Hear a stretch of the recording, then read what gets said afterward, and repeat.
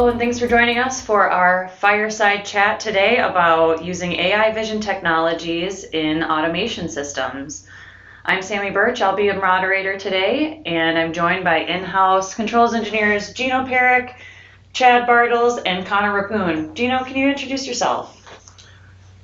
My name is Gino Perrick. I'm lead controls here at Mission. I've been working in automation for 6 to 7 years now. And I've done a variety of vision applications, Cognex, Keyence, different brands, different challenges and whatnot. So, Chad Bartles, I'm a controls engineer here at Mission.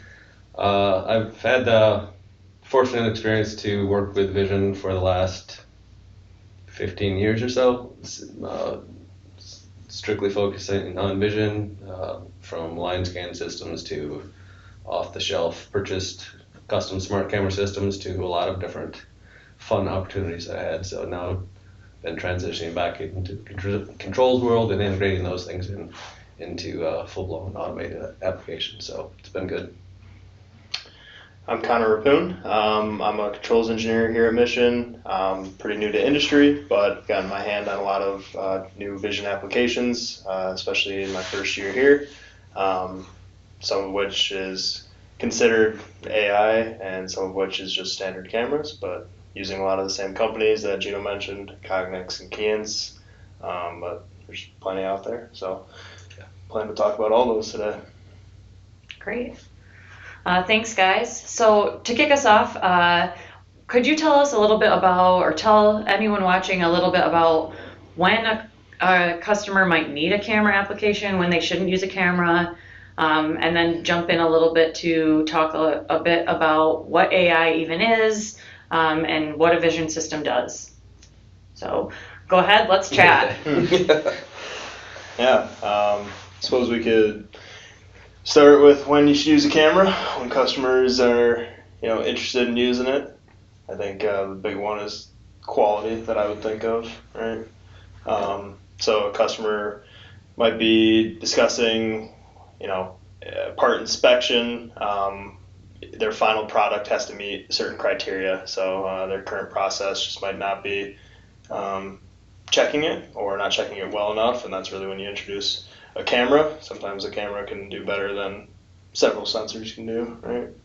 Yeah, and I think it really depends upon the complexity of the application too.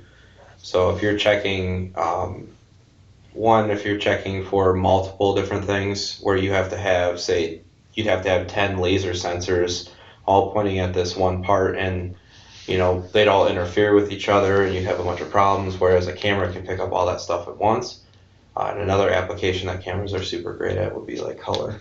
Yeah. Not a lot of great color sensors out there that I know of, but yeah, I know that Keyence is really strong in picking up color differentiation. There is, with applications with multiple parts too, you need multiple sets of tooling where you can have a single camera that could handle a lot of those applications, kind of like you're saying with multiple sensors. It shouldn't always, a lot of times it's a default. People say, just throw a camera on there. That's not always the best case, I'd say. You should probably try to exhaust the more traditional, depending on the customer too and their experience and how well versed they are in different technologies. If they don't have the support staff to handle something more advanced like a vision system or AI, or so you should look at those avenues also. You definitely will want on-site support to at least have a better understanding of those technologies if you're introducing those, but they are extremely powerful. There's lots of flexibility and things you can do with cameras that you can't do with sensors, laser sensors, proxies, or whatever other kind of sensors you want to use to detect things, color, or Yeah, it's definitely good to get someone in up front, do testing, right? We do that here at Mission. So if a customer thinks they want to use a camera and they're not quite sure, upfront testing is the best way to do it. If you have a sample, a part, anything like that, try different brands of camera, different lenses, different lighting. Testing is crucial. And once you think you want a camera and then you kind of look into it more, that's when you might realize maybe an AI camera is actually a better route. Something super complicated and it's hard to train with traditional tools, then that kind of opens the door for this new generation of camera. So what exactly is AI? What is AI vision and how does it work? Can you explain that a little bit? AI is artificial intelligence. Yeah. But how does it work and how does it work better than a traditional camera system? What does it do that makes it special? Yeah, so it's best to start with like traditional cameras. Is really a program that identifies what needs to be looked at. Individual points, individual pixels, things like that in your camera. Whereas an artificial intelligence, to some degree, you can teach it what to look for and kind of give it a training pattern. Which I think, Chad, you might be able to explain that part a little bit better, the neural network part. Yeah, so the traditional camera vision system that has been used for years, you look for things like edges, so gradients from dark to light, light to dark, if it's black and white images. It's considered a rule-based approach, so if this is 1 inch long and then this is true or this is a certain grayscale, there's rules you follow, and then if you meet all those check boxes like yes it's this, then it's true. Or so there's a lot of if-then type technology in there, where AI is seen without really diving into the neural network and what's going on under the hood. You'll hear deep learning or CNNs or convolutional neural networks. You'll use these words people like to use, but essentially AI is a black box that you feed it in a bunch of images. For some of the more readily available systems that less experienced people can take on, you feed it a bunch of images, say these are good, these are bad, or this is one type of part, this is another type of part, and it learns by looking at features inside of the image, and then it makes a decision based on those. And there's some sliders, you can tweak things around, say, no, this one's really bad when it should be good, or things like that. But it's very 10,000 foot view. You have a black box which makes decisions. In the old traditional systems, you have rules or test procedures that you do to say, this is true, this is true, this is true, then the overall thing is true. So there's edges or colors or contrasts that you measure. And it's very, that's a 10,000 foot view, I guess. One instance of AI that I was recently involved with, we did a test setup for a customer here at Mission using Azrael feeder, and that feeder has built-in AI to where you would go through and basically the way it works, it's what's called a flex feeder.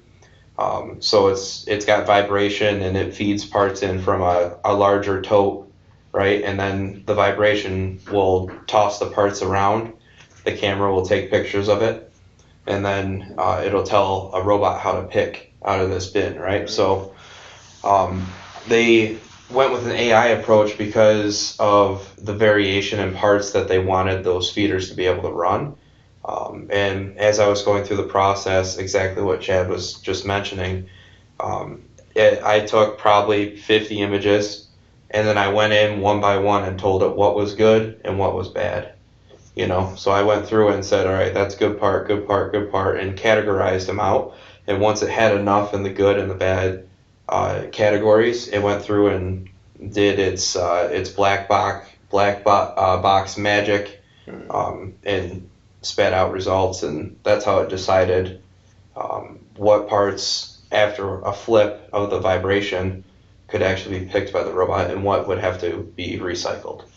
Yeah. And so that's like a random assortment of the parts, those 50 pictures. You weren't like individually putting them places. You were just random 50 and then let it train itself. Basically. It was vibration picture, and it was so you were telling it when parts overlaid on top of one another, those are bad. When they're too close together, those are bad, right? So it would go through and make sure that the robot would never come in with grippers and crash into other parts and all that kind of stuff, just based on the fact that the part had to be on its own, in its own vicinity. So Gotcha. kind of made room, like you were able to teach it safe zones for where the gripper normally would be to get around the part as you go in. And it would take that into account when it was deciding what's good and what's bad. So it was kind of a unique system, really interesting to see how that AI functions and sorts through all of those images and is able to kind of determine images of best fit. Yeah, that's a unique situation too. That's where implementing AI, a vendor was made a tool set to handle a generic application. You didn't know necessarily what parts you're going to get, and next week you could train a whole new set of parts, I imagine, and pick those up, but use the same AI system with really minimal amount of training and minimal amount of knowledge of how to use a traditional vision system, I would imagine, on that. Yeah, I mean, the beauty of it was you didn't even have to buy the software for it. It was you connect to it over Ethernet, you type in the IP, all the software is built into the web browser. You go through all the steps. I went through their step-by-step process with the sales guy. It took us maybe 45 minutes, and it was ready to go. So it was that's kind of the benefits. I agree with you on that of AI is it's you can have somebody with little to no experience with AI and kind of toss them in, and they may flounder a little bit more than somebody who's done it before, but it's still going to take a fraction of the time of traditional setups, especially for complex applications like picking random assortments of parts and all that kind of stuff. So Yeah, time's definitely that big one. Had a traditional camera process, last fall, and just the time it took to train all those was days that turned into weeks. And it's like now looking back on it, had I used an AI type camera, it could have been done in a couple hours maybe, and probably far better too. So, but let's play devil's advocate though. Yeah. We're going to play devil's advocate and say why AI might not be good. I know Chad knows this intimately. So. Yeah, there are those applications because it is a black box. Say there are things you may get results for certain images and you're just not sure why it's failing. This one part is a good part. You say it's a good part, it just keeps failing over and over, or vice versa. There's some clearly you look at an image. Yes, there's a bad part. There's a scratch. There's a ding. There's something that is just not picking up. Without having a great understanding of what's under the hood, in a lot of the purchase systems, you don't have a lot of knowledge of what's going on. It can be more difficult to get a solution for that problem. It takes a lot of iteration. There's still a lot of learning going on as far as the vendors providing solutions. They know some, but aren't necessarily. There may be a few subject matter experts, but always getting them on the right solution can be difficult. Every problem is completely unique, so it may be a challenge that no one has seen before. And with a rule-based system, that may be something like, okay, it's failing for this or this. But with an AI system, it's like it's failing. I'm not sure why. Throw some more images, train some more parts. So that can be difficult. One thing I do have to say on both traditional and AI systems, people will think AI, I can just figure it out. Not always the case. You need to focus on high quality images, good lighting, good consistency from part to part. It can do a lot of cool things, but the better information that you feed into them, the more success you're going to have solving your problem. If you can't tell in an image if it's a good or bad part, the camera's not just going to know either good or bad part. And that consistency It's the definitely helps. the old saying, garbage in, garbage Yeah. out. It's Yeah. the same thing with anything. Parts, data, you get bad data, you get bad parts, you're not going to produce a perfect result out of anything. So. Yeah. And if you see the camera sees something that it's never seen before, right? If it's nothing close to what it's trained. Some of the AI cameras out there right now are pass or fail, like you mentioned. Yep. And so those will just be, it'll take its best guess. It has nothing really to compare it to, no path that points it one direction or the other. But there's some of those cameras now have categories, which is really nice. Yep. So those categories, it's no longer just pass or fail.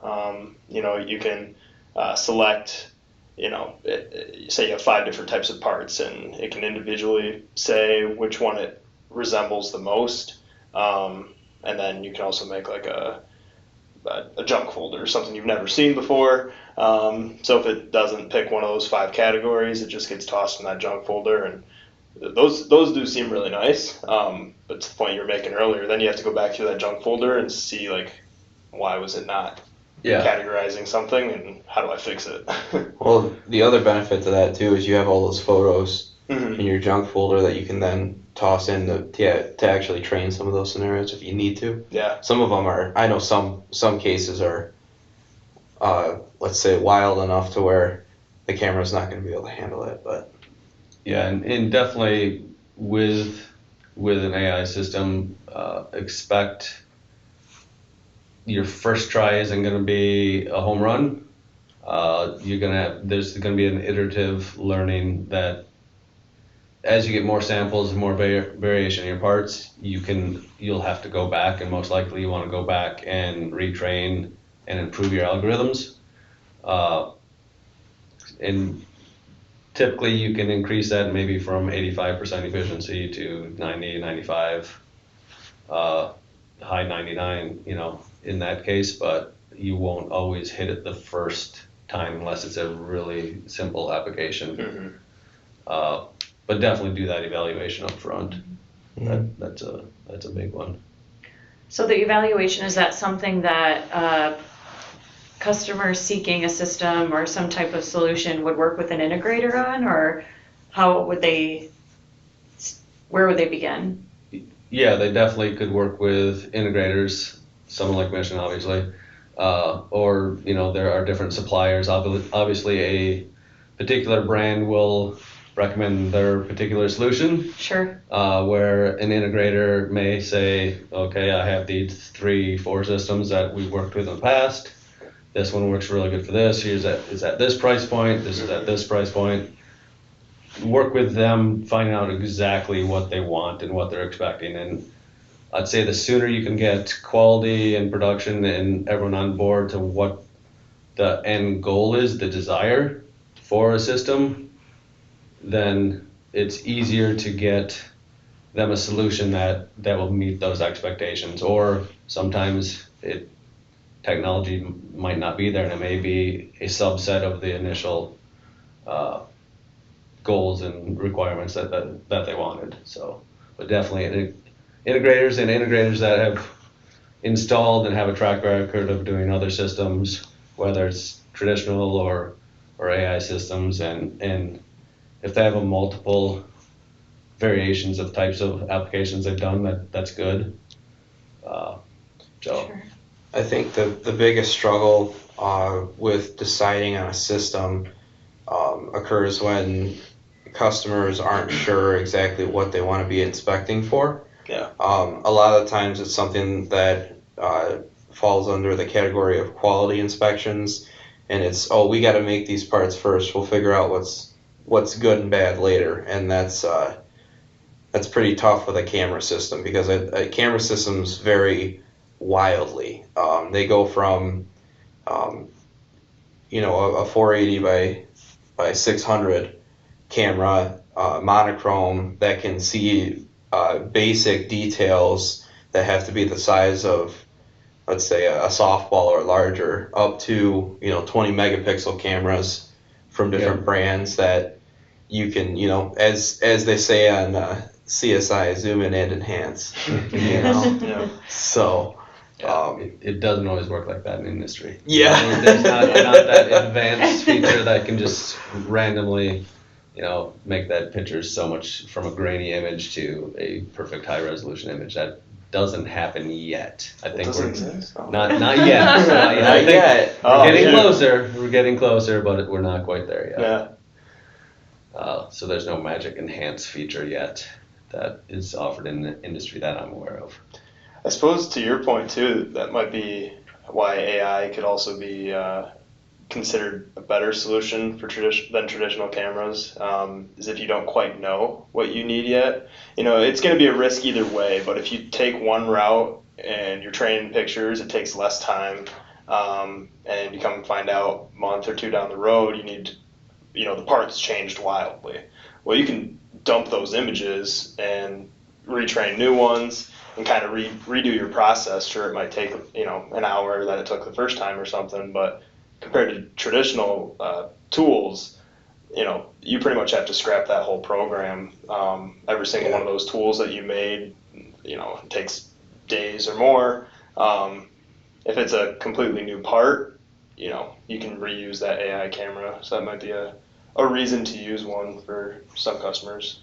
To add on to that, that feeder that I mentioned earlier, the customer currently is running like 6 to 8 different part variants in it, but they have up to like 490 different kinds, so, and they wanted a system that was able to be flexible enough for them to be able to go through and add parts to the system with minimal tooling cost, all that kind of stuff, because if you go with a traditional, like, if you went with a traditional feeder, like a bowl feeder, you'd have to have that tooled for, all different parts that cell can actually run, right? Whereas the AI vision system allows you to be a lot more flexible.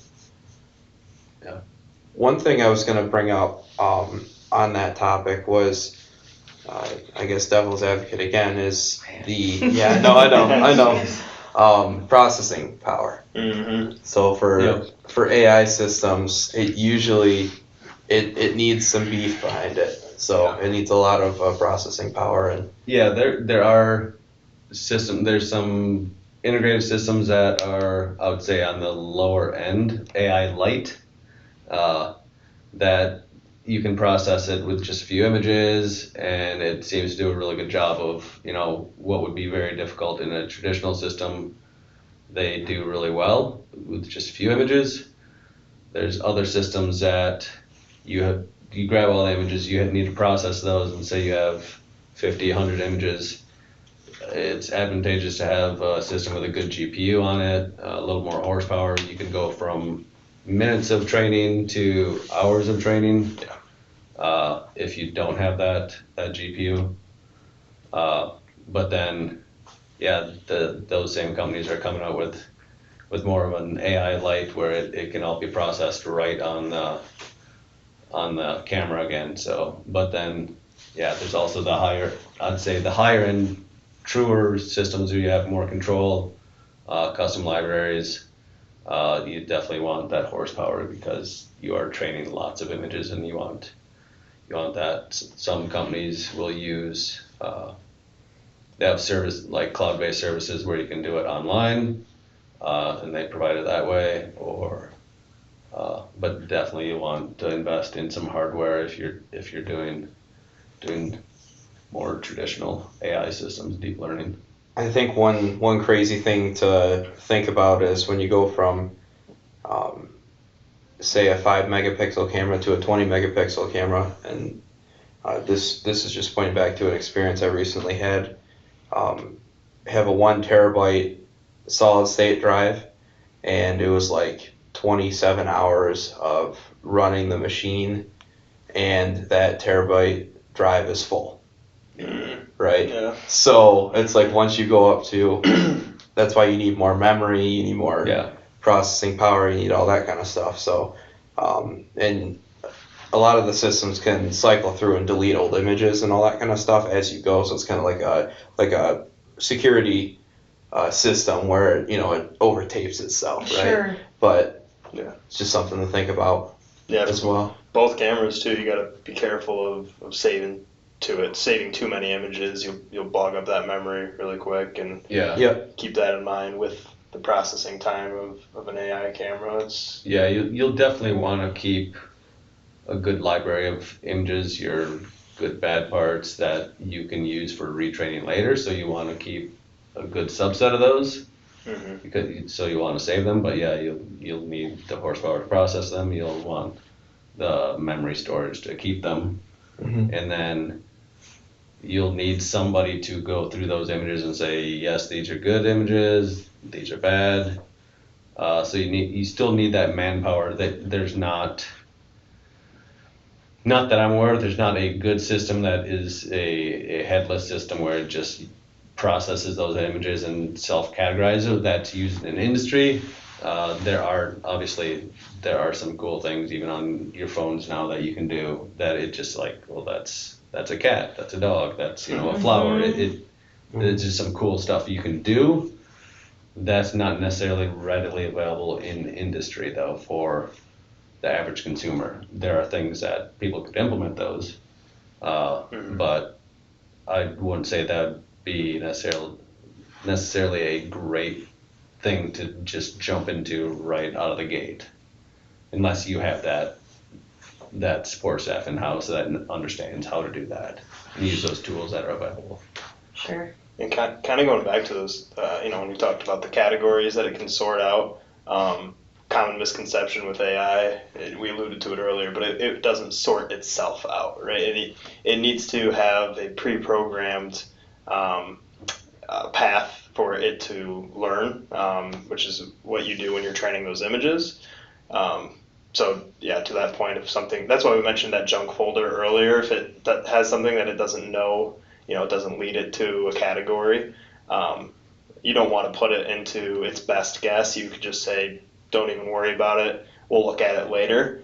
But it's not going to, in the background, all magic or anything like that, right? It's not going to teach itself to learn, is it a cat or a dog type scenario. Yeah. You have to go back and say, okay, actually it is this category, and then it'll do that process time. It'll reteach all those categories again. So you still need a little bit of human intervention to say this is to help train the AI. Yeah, right now, because even like most systems, they start with a base network under the hood that understands edges and lines and colors and all sorts of other things. If you dive into that neural network, ResNet was a big one they started with. There's lots of research you can do online and look and figure out all this nerd history, which I do sometimes. So there's a base start, so you're not starting from scratch, but you still have to, and they get you a long way. They start you with like a 5th grade application instead of starting from 0. You still need to learn maybe algebra afterwards to get something to work, but at least you're not starting from kindergarten where you don't even know what numbers are. Sure. So. Sure. Good analogy. Yeah. Are there certain market segments or industries that are using this more than others that you guys are seeing here at Mission in an automation application? So automotive, consumer goods, electronics. Is there one more than another from your perception? Or is there a best use case that you've seen? Or is it kind of just all across the board, this is a way that, depending on the part or component, companies are moving to optimize their process? I think from a consumer goods standpoint, definitely feeding. So consumer goods more so than automotive. Automotive is more, that's kind of the bread and butter of industrial automation. It's where things kind of started. But automotive, it's very focused on running the same thing over and over again. Whereas consumer goods, they may have a number of different variations of products, and having that AI system, whether it be in the feeding or inspection or any of that kind of stuff, a little bit more flexible, is probably where I would say it's used a lot.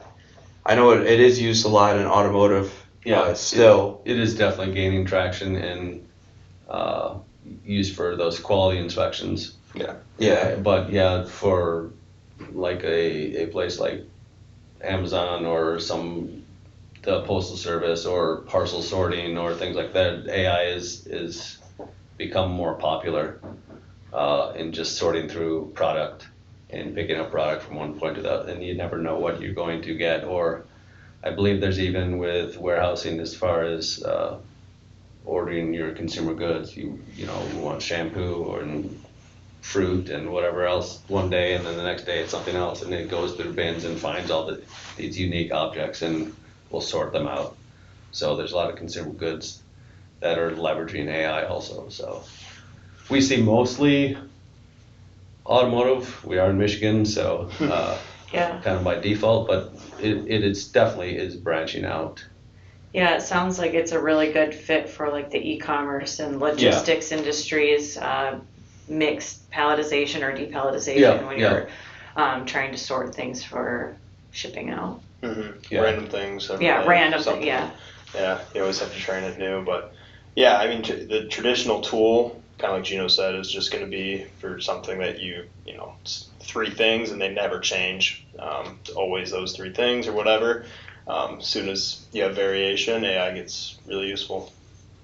Yeah, and with automotive, it's as soon as you add, so inevitably, auto manufacturers will always add on to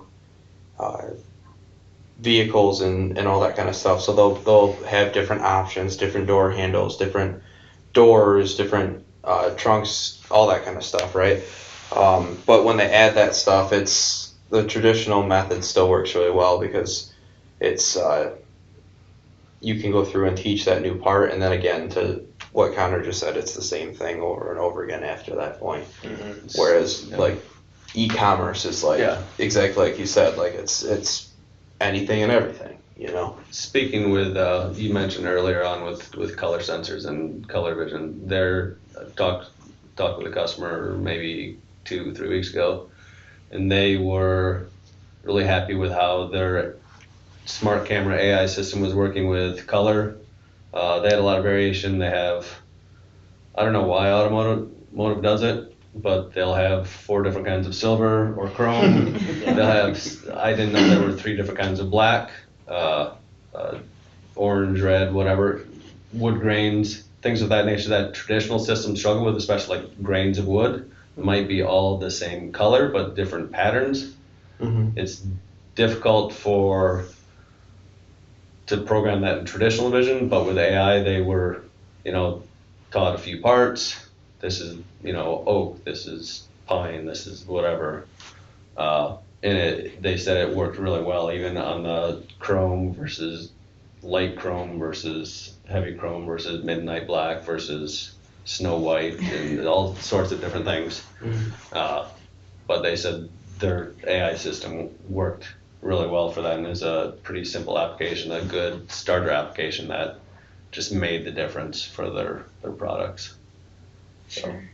Going back to one reason we use vision systems is quality, and at Automate this past week saw a booth there. I can't remember the company name, but part of your quality inspection, if you throw cycle time out the door, but there was a massive camera system, and it was analyzing every aspect of this part, and it was getting down to like the micron. I mean, it is just, and it's creating a 3D image of it as well in real time. So then you can go see it in CAD, and you can do like finite element analysis on it. You can check like just pure inspection, but we don't see so much of that, right? We see more quality in the hands of production. I feel like that is more so kind of maybe in the automotive side, but it has to be this perfect to even get it out the door, and that's a whole different side of vision. Yeah, that's their AI is kind of wide open as industrial integrators. The stuff we see is more, there's typically a limited cycle time, seconds as opposed to minutes. Yeah. Microseconds in some cases, usually not that bad, but usually a couple seconds. So yeah, but in that case where you may need minutes, there's a local company here that will do that type of imaging, whether it's X-ray but it's more of a less AI and more advanced,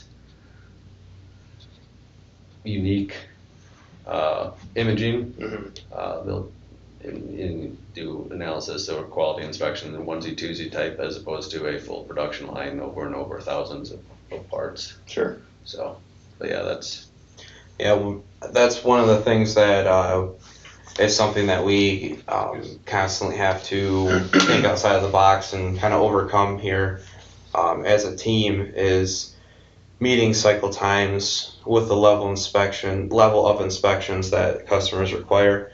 I know there's a company that we're looking at.